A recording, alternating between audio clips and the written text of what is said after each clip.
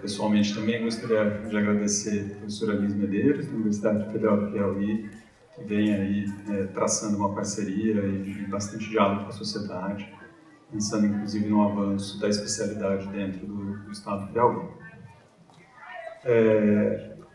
Pensando, né, que eu fui colocado dentro de um grupo de pessoas que vai trabalhar educação para qualificação no cuidado da APS, e eu fiquei com a residência,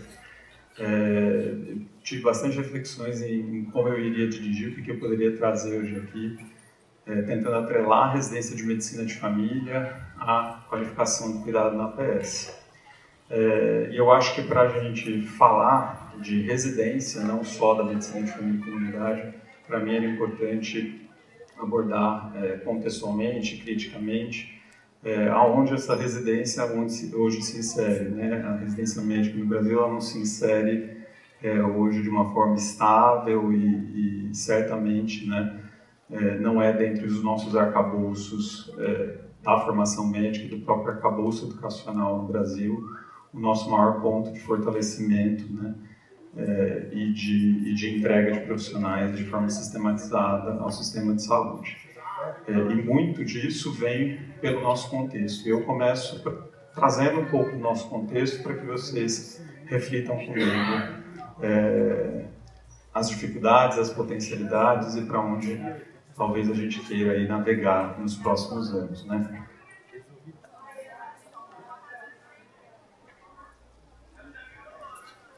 Não sei se eu estou falando sério. Foi?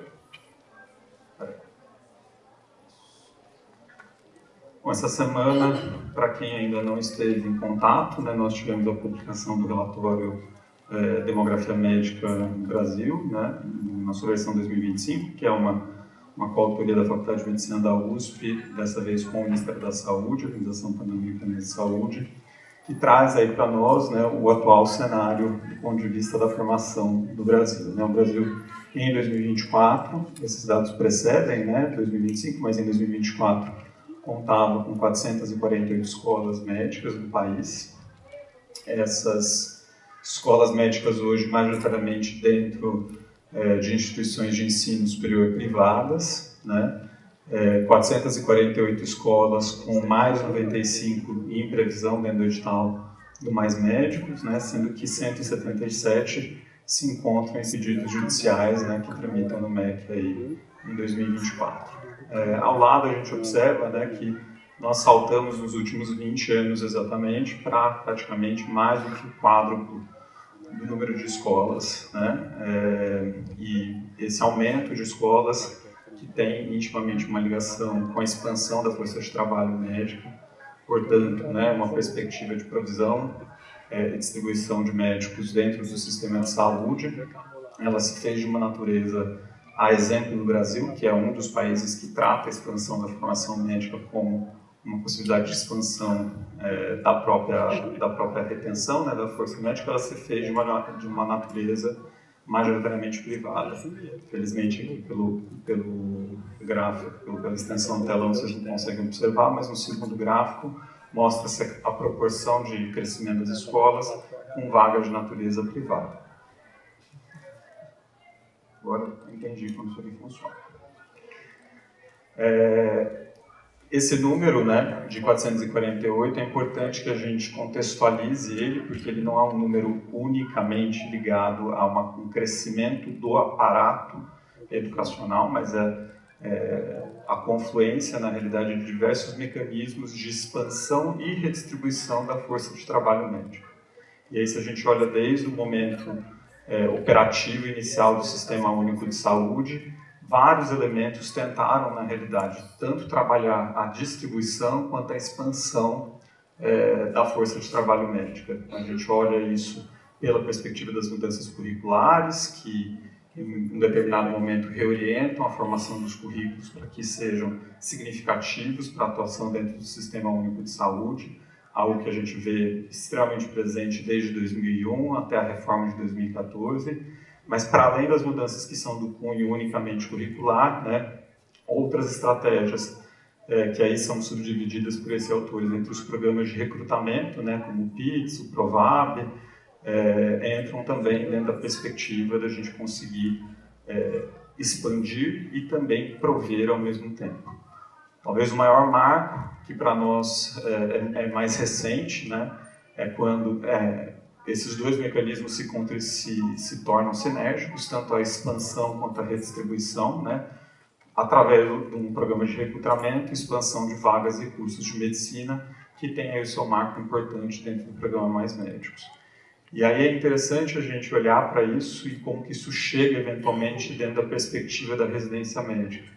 Porque, de fato, a estratégia da gente aumentar o aparato educacional, pensando num aumento, né, da força de trabalho médica, ela responde, né, a necessidades imediatas e que são comparadas globalmente, que é justamente a razão de médicos por 1.000 habitantes. Se a gente olha o Brasil hoje, está ruim de enxergar, nem eu mesmo estou enxergando, vou então dar a volta aqui, mas o Brasil hoje, né, em 2024, tem uma taxa de 2,98 médicos por 1.000 habitantes. Taxa essa que em 20 anos de expansão, né, ainda se coloca abaixo, dentro da perspectiva da média da OECD, né, que classifica aí as disposições de razão de médicos por 1.000 habitantes, mas, né, certamente conseguiu em 20 anos aumentar essa proporção, né, imaginando aí que em 2000 a gente tinha uma taxa de 1,18. Se a gente olha a expansão, né, por si só, ela é uma expansão que se torna significativa, né? E se a gente utiliza unicamente essa métrica, né, que é a métrica por 1.000 habitantes, ela também pode ser significativa. E aí se a gente encerra o nosso debate, a nossa crítica aqui, a gente pode todo mundo levantar e falar que bom, deu tudo certo, né? Só que a grande questão é que a grande maioria dessas disposições, né, elas vão ser intermeadas por aspectos e fatores que são muito específicos de cada país. Por exemplo, o nível de organização desse sistema, o grau de universalização do acesso à saúde, se o sistema é único ou não, a dimensão continental, o risco e vulnerabilidade em diferentes cenários dentro do próprio cenário. Então, certamente hoje, olhando na nossa própria distribuição, né, que está próxima ali da França, né, a própria distribuição geográfica, né, de uma razão de 2,98 no Brasil, que já é uma razão superior à que a gente havia encontrado, né, ela tem uma proporção quase, vamos dizer, né, próxima hoje à proporção de existência da França, de 3,20, mas que, em número absoluto, não necessariamente representa uma distribuição e efetividade desse aumento de expansão médica, né?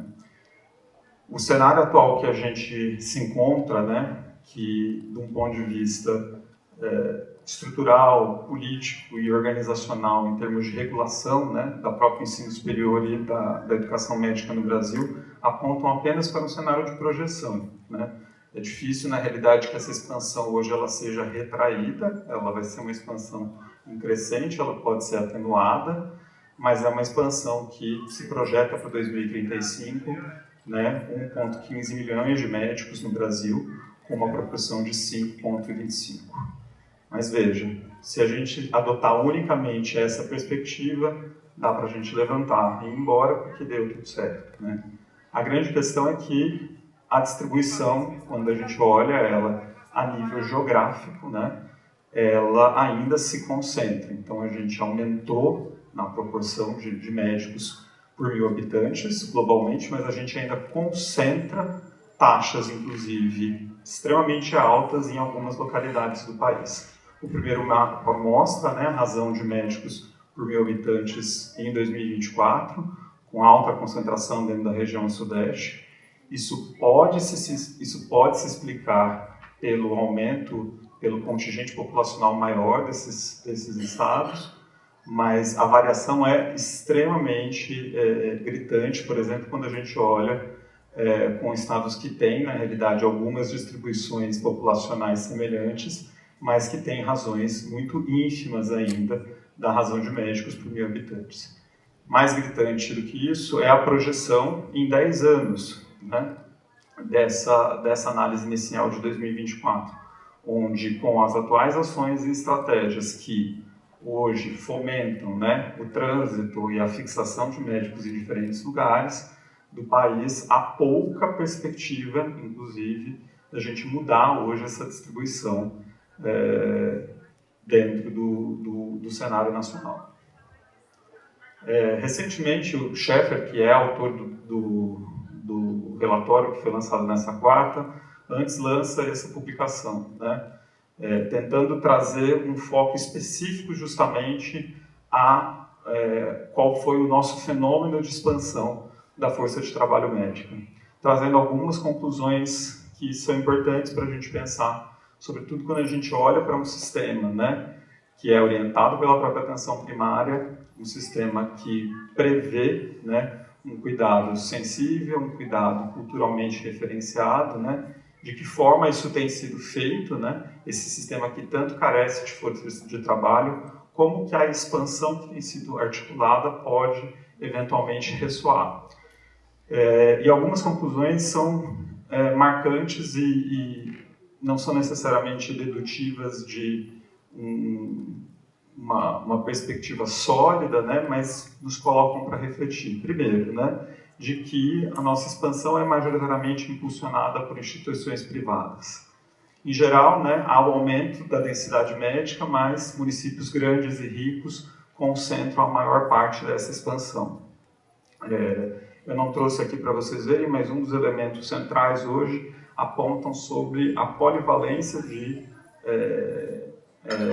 vínculos de trabalho, né, e de vínculos de trabalho cada vez menos formais dentro do âmbito da profissão médica, né? Algo que é extremamente comum quando a gente pensa em municípios grandes e ricos que não só concentram mais oportunidades de trabalho, mas eventualmente concentram oportunidades de trabalho que são suplementares ao próprio sistema de saúde.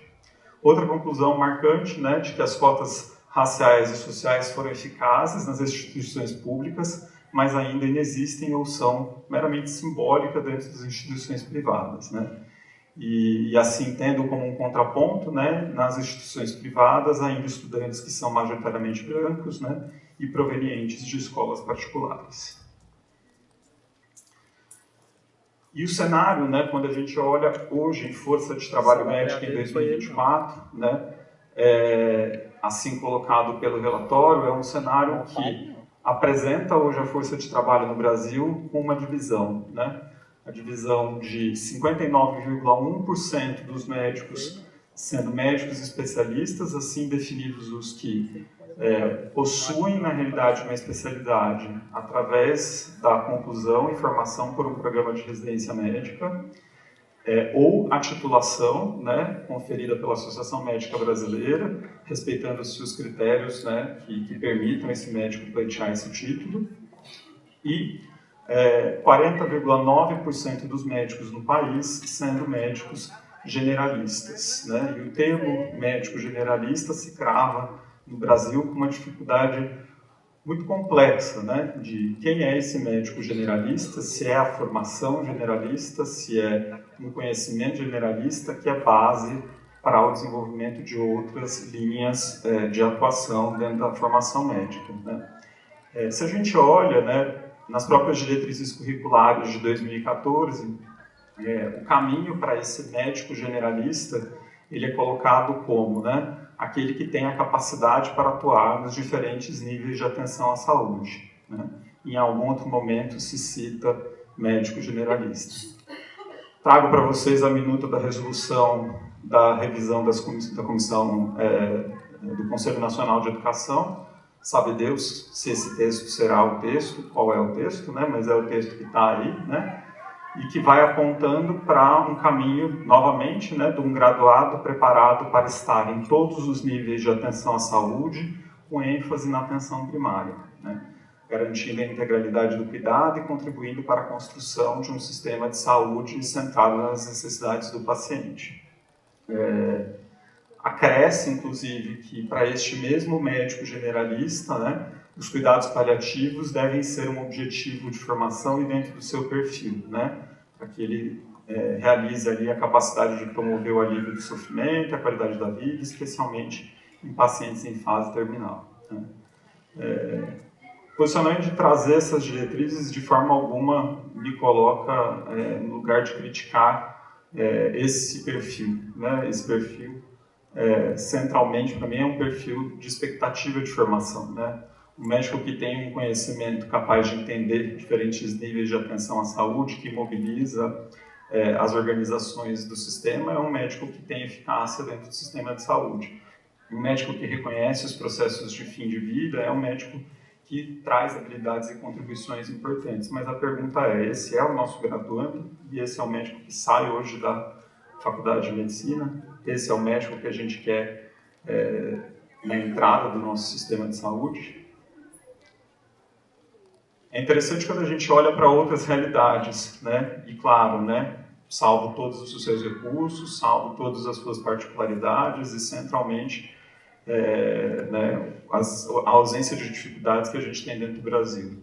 Dentro do Reino Unido, quando se discute, por exemplo, o perfil de formação médica, é intransponível de que esse perfil de formação médica se faz em contínuo. Né? Dentro da perspectiva de uma graduação médica, né, o segmento da formação se coloca dentro da pós-graduação, e isso se articula dentro do licenciamento, dos exames e dos próprios programas de treinamento dentro do serviço.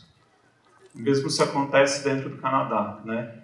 Onde a gente entende que grandes competências e grandes atributos eles podem ser fomentados, iniciados, reestruturados a partir de um primeiro momento dentro da formação, mas de que o contínuo segue, né? Para uma transição à prática, ou se é que existe em algum momento a prática autônoma, né? De que ela seja sempre dentro de um escopo educacional.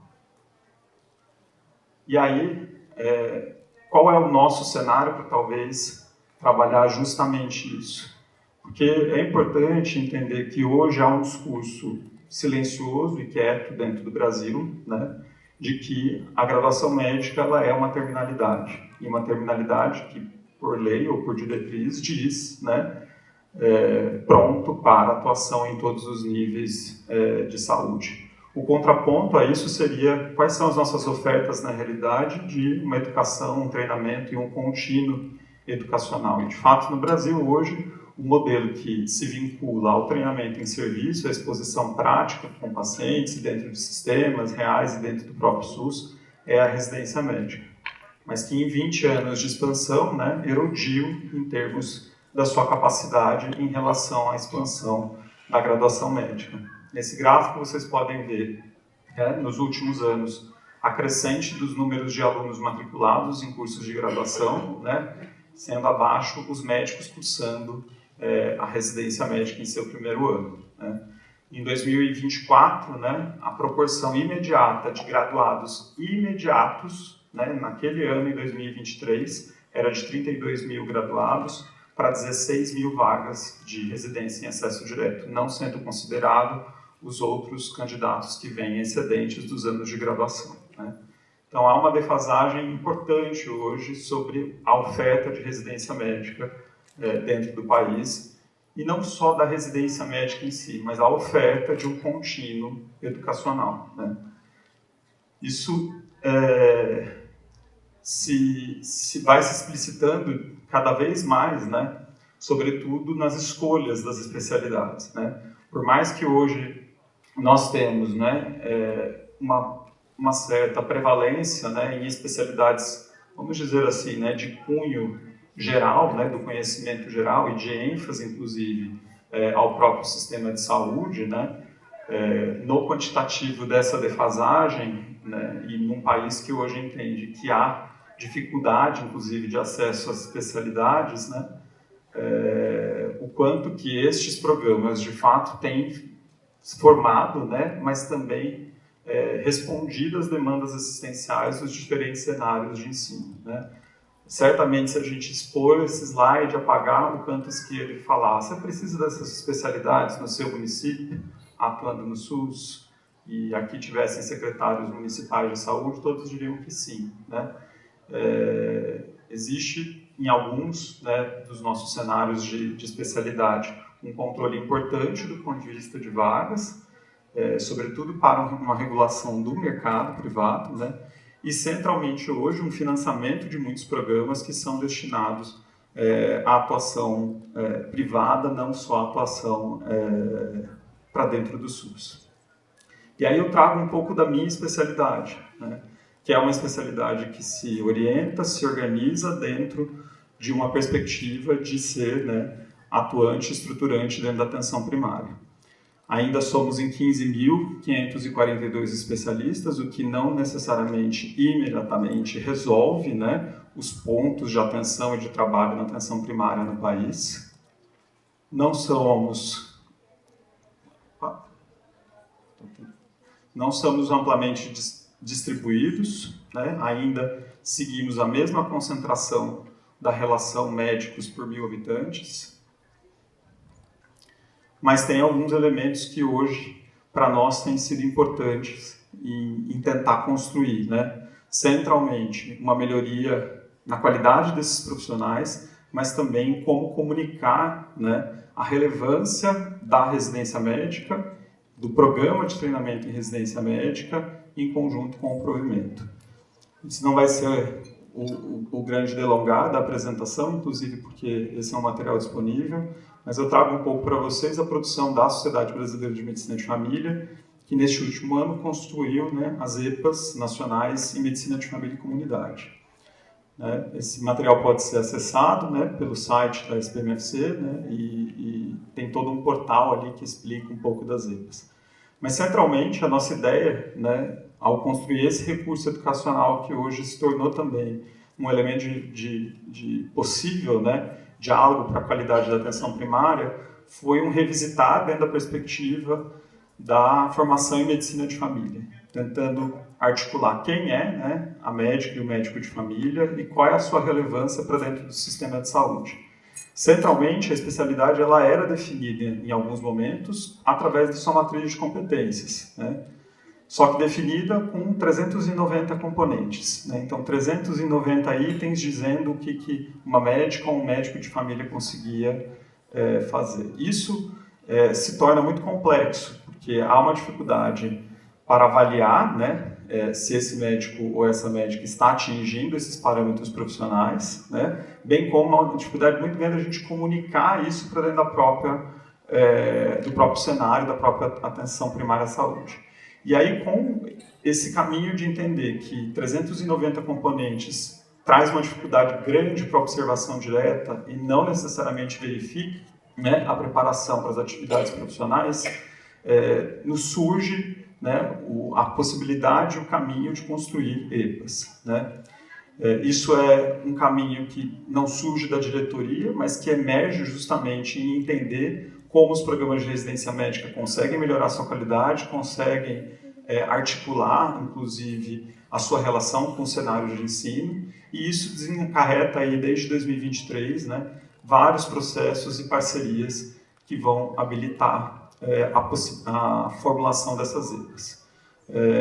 Entendendo, né, que esse era um caminho, e que era um caminho de possibilidade de resposta aos programas a nível nacional, mas também a diversidade da APS nacional, a Sociedade Brasileira traça aí um processo metodológico, né, em rigor com a literatura educacional, mas também com a literatura científica, de construir essas EPAs. Eu já vou colocar elas aqui para vocês entenderem o que é essa EPA, né, que a gente tanto gosta e fala, né, mas um caminho que fosse uma elaboração de atividades que fossem representativas, independente de onde essa pessoa se encontrasse, se ela estivesse no Piauí, se ela estivesse em São Paulo, se ela estivesse no Rio Grande do Sul, que isso fosse representativo de diferentes cenários contextuais. A EPA, né, uma definição muito prática, né, ela é uma atividade específica da prática profissional e que deve ocorrer, né, geralmente dentro de um período planejável de tempo.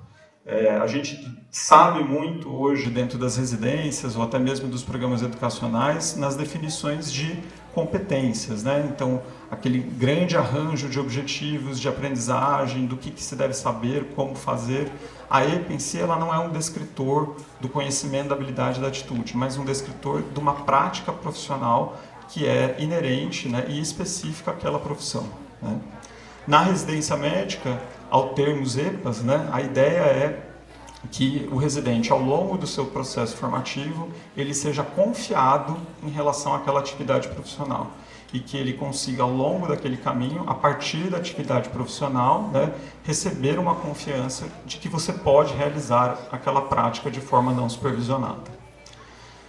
Ao longo desse processo metodológico, né, foram definidas 15 EPAs em Medicina de Família e Comunidade, em âmbito nacional, né, que definem as 15 atividades que são atividades essenciais, né, e exclusivas de realização do médico de família e comunidade após o seu treinamento, que é atender as pessoas integralmente em condições de saúde, em todas as faixas etárias e ciclos de vida, atender pessoas de etnia, raça ou cultura semelhante ou distinta da sua própria, atender pessoas LGBTQIA+, atendendo pessoas vulnerabilizadas, coordenando o cuidado com base nas necessidades da pessoa, realizando cuidado domiciliar, realizando procedimento ambulatorial, realizando atendimento inicial a situações de urgência e emergência, facilitando o ensino de medicina de família e comunidade aos seus pares e outros aprendizes, atendendo pessoas acometidas por transtornos mentais, organizando os processos de trabalho em saúde, utilizando a abordagem familiar no cuidado das pessoas e suas famílias, utilizando a abordagem comunitária no cuidado das pessoas, família e comunidade,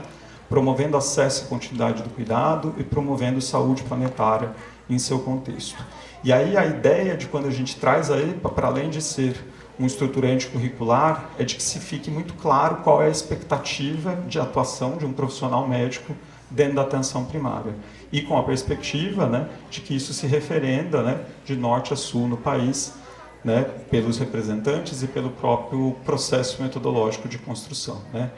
Não vou passar isso, que eu já estou com o meu tempo estourado aqui, mas não vou passar, mas cada uma dessas EPAs ela é apresentada de uma forma extremamente descritiva, isso vocês conseguem encontrar dentro do portal da SPMFC, colocando, né, qual é a unidade de prática profissional, qual que é o escopo, a finalidade, a relevância e tarefas específicas que são esperadas para que aquela atividade profissional passe a ser confiada para um residente ou uma residente.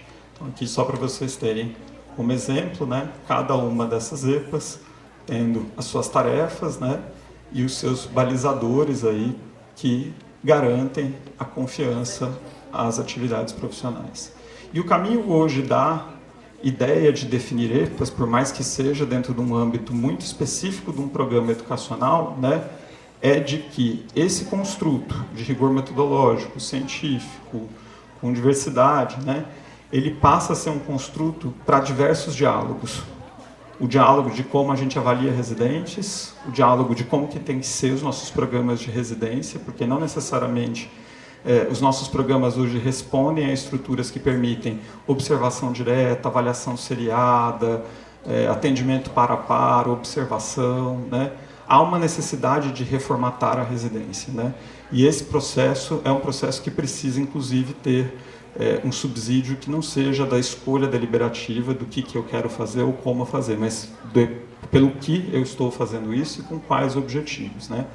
E um terceiro caminho, né, que tem sido abarcado aí pela sociedade, sobretudo junto ao Ministério da Saúde, que é levar estes parâmetros de atividades profissionais como parâmetros que devem ser parâmetros a um perfil profissional dentro da atenção primária à saúde, né? Em termos de que isso, sim, né, pode representar que tipo de médico ou médica, né, que nós esperamos acontecendo, nós esperamos estar, né, e atuando dentro da atenção primária no país. Encerro dizendo que quando a gente olha, né, a partir de um dispositivo que pode parecer abstrato ou teórico, né, é um caminho em colocar um alinhamento que tem sido complicado dentro do nosso país, né, que é tentar alinhar tanto a perspectiva, né, da educação de profissionais de saúde, a fixação, né, a possibilidade de emprego e os caminhos, né, uniformes ao longo dessa trajetória, né, que sempre tentem, né, promover uma equidade entre educação, prática e provimento. Eu tento deixar alguns pontos finais, e aí colocando para vocês, né, não respondendo, mas sugerindo, né, como que a residência médica pode ser um caminho para a educação para a qualificação, né, do cuidado na PS. E residência médica, qualquer uma delas, não necessariamente a de medicina de família e comunidade. A gente precisa resgatar um pouco esse contínuo educacional da graduação médica. Enquanto nós entendermos que existe uma terminalidade do ensino, né, e que essa terminalidade é a resposta ao provimento, certamente a gente vai, né, erodir a possibilidade da residência, mas a gente erode também outras perspectivas que são tanto da prática segura, da prática qualificada, da segurança do paciente, né, e a própria fixação dentro do sistema. Há uma necessidade da própria residência ser reestruturada e integrar esse treinamento em relação ao provimento. Em 2025, com anos de reforma psiquiátrica, a gente ter ainda, por exemplo, programas de residência médica em psiquiatria que se fazem em instituições que não respondem à rede de atenção psicossocial, né, eu só diria que não faz sentido, né? Pensar também a residência médica nesse contínuo regulado a partir das necessidades do SUS, né? Nós precisamos de especialistas no país, mas quais especialistas? Para quê e dirigidos a quê? Enquanto esta jogada da regulação não entrar em tona, né, o sistema ainda falha centralmente. E, claro, né, para tudo isso, né, inovações e aprimoramentos para a qualidade educacional. Na perspectiva da SBMFC, constituir as EPAs, né, de fato é um instrumento imediato para aquele supervisor e preceptor com o seu programa de residência, mas é também uma inovação, né, que traz qualidade educacional e traz debate ao próprio sistema de saúde, né, o que pode aprimorar estratégias de promoção e retenção. Agradeço, peço desculpas pela extensão e estou à disposição.